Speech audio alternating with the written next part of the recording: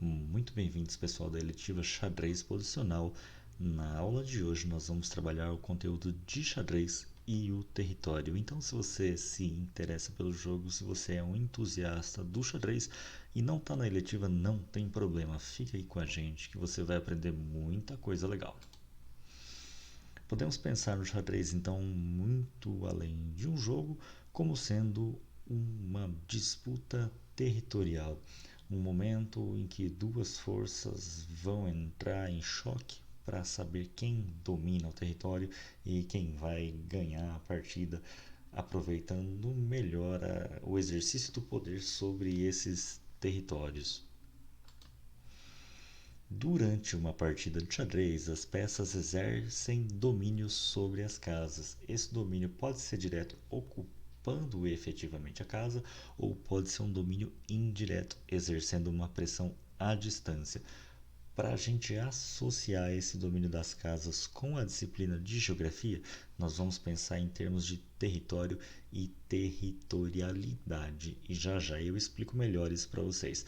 Para você entender o que está rolando nesse diagrama aí, é o seguinte: o peão de E4 ocupa diretamente essa casa, por isso ele exerce domínio sobre ela, a casa é dele, o território então é do peão de E4. Porém, ao mesmo tempo em que ele está nessa casa, ele exerce pressão, exerce territorialidade nas casas de D5 e D6. Então, ele não está nessas casas, porém, ele exerce uma força sobre elas. E é sobre isso que a nossa aula trata especificamente hoje. Nós teremos mais exemplos sobre isso. Para entender territorialidade, você precisa pensar no conceito de território, e é muito comum associar essa palavra com divisões administrativas. Quando você ouve território ou lê essa palavra em algum lugar, você pensa em países, pensa em estados, pensa em municípios, e isso nós chamamos de divisão administrativa. Isso é comum, isso é normal. No entanto, não é a única visão que você pode ter sobre um território, galera. Vale lembrar também que o território é definido pelas fronteiras e elas podem ser muitas vezes abertas ou fechadas. De uma forma mais específica, você já trabalhou esse conteúdo como fronteiras permeáveis ou fronteiras impermeáveis. Professor, mas eu ainda não passei por essa série, eu não trabalhei esses conceitos. Não faz mal, eu explico rapidamente para você. Fronteira permeável é aquela em que as pessoas podem se deslocar livremente, podem comprar e vender mercadorias, podem passear, podem fazer loucuras e ninguém vai dar dor de cabeça nenhuma para elas. Já as fronteiras impermeáveis são aquelas em que a passagem não é livre, só o choro. Então, professor, me dá aí um exemplo para ficar mais fácil para eu compreender. Brasil e Paraguai têm fronteira permeável. As pessoas fazem comércio, as pessoas vão passear, as pessoas vão viajar e isso tudo é muito facilitado. Estados Unidos e México têm fronteiras impermeáveis. Para conseguir sair do México e ir para os Estados Unidos, as dificuldades são maiores, então nós podemos considerar que as fronteiras são impermeáveis.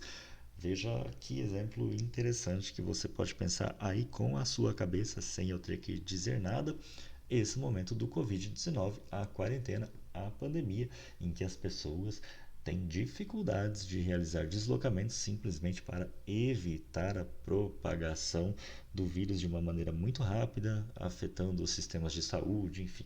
O que rolou, galera? Os países fecharam as fronteiras, tornaram as fronteiras impermeáveis. Então, nesse momento, você já entendeu o que é fronteira. Vamos em frente.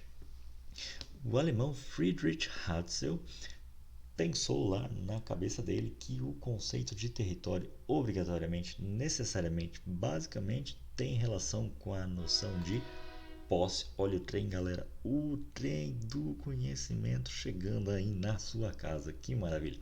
Então, o território traz a noção de posse, porque ele pertence a alguém. uma pessoa ou um grupo de pessoas. Então, essa galera precisa tomar conta desse território, explorar os recursos desse território e impedir que pessoas de fora venham roubar seus recursos naturais, venham roubar suas riquezas. Os países precisam evitar, então, o tráfico de pessoas, de animais, de drogas, de armas, qualquer fluxo ilegal que afete a soberania territorial. Beleza, galera? Até aí, imagino que esteja tudo tranquilo. O Brasil é um país continental, de dimensões continentais, com um pouco mais de 8 milhões. O trem, galera, o trem não para. É manhã, é tarde, é noite e a gente também não. Seguimos estudando. O Brasil, com aproximadamente 8 milhões e meio de quilômetros quadrados, é um país gigantesco e é comum você pensar nele apenas com relação à porção continental, a parte seca. Entretanto, o Brasil também tem um mar territorial que está expresso nesse mapa aqui do IBGE até essa linha cheia aqui. Toda vez que eu vejo esse mapa, eu fico lembrando do Naruto com aquela galera que corre com os bracinhos para trás. Então é coisa da minha cabeça. É provável que eu esteja ficando cada vez mais maluco, até por conta da pandemia, mas enfim. Veja você aqui o corpinho, a cabeça e o bracinho do camarada correndo loucamente como se não houvesse amanhã. Guarda aí, mar territorial do Brasil. Aqui, as ilhas que pertencem ao país, então essa é a porção insular do Brasil, e além dessa linha aí, que é claro imaginária, essa linha não está lá no oceano, né?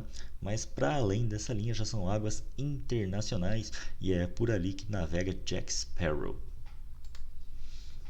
Agora que você já sabe o conceito de território, consegue aplicar isso aí, você precisa pensar na noção de territorialidade.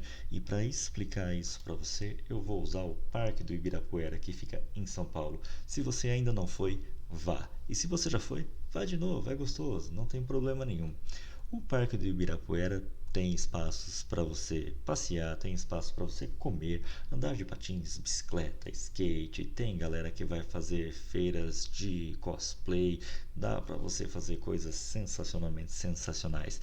E eu estava passeando pelo Ibirapuera um dia e vi uma galera jogando quadribol. Você que é fã de Harry Potter sabe muito bem o que é quadribol. E onde é que entra a noção de territorialidade nisso tudo que eu estou explicando? É muito simples, galera. Em determinados momentos do dia, as pessoas se reúnem no Ibirapuera para realizar as suas atividades.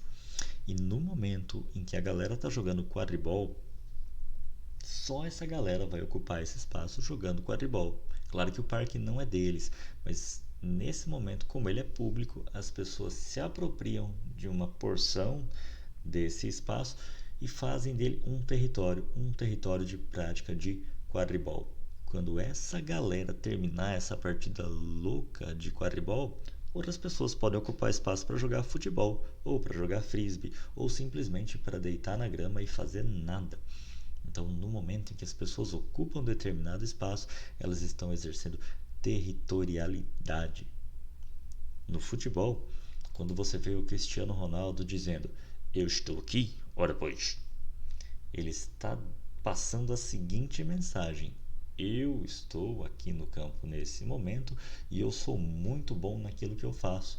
Ele está exercendo um certo domínio do espaço e nessa altura do campeonato você já deve ter uma definição muito clara de territorialidade na sua cabeça e nós vamos em frente antes que o trem passe de novo.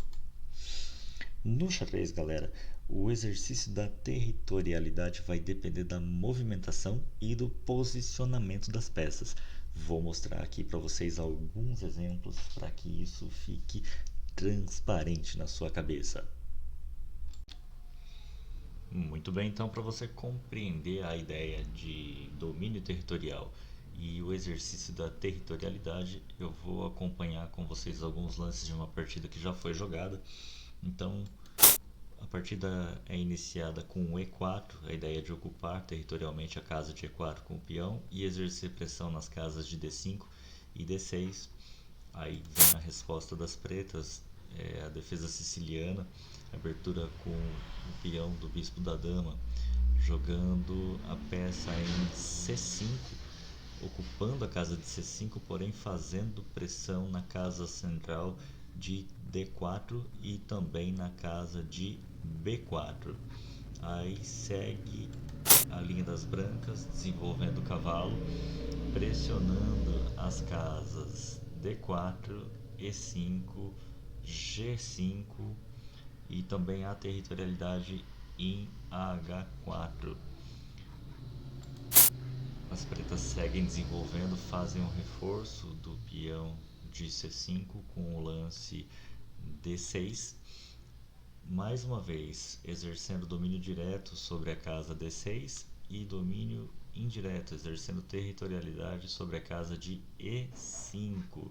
Então você já deve ter notado que na medida em que as peças se movimentam pelo tabuleiro, elas ocupam casas específicas, mas elas também exercem pressão sobre outras casas que podem estar mais distantes. Esse movimento, por exemplo, com um bispo C4, já exerce territorialidade nas casas de B3, D5 e F6. É basicamente esse conceito que vocês precisam guardar, porque ao longo da partida isso é muito dinâmico e a cada momento as tensões tendem a mudar e o jogo vai se tornando mais complexo. O seu oponente vai estar ligado nisso e é importante que você também esteja, beleza?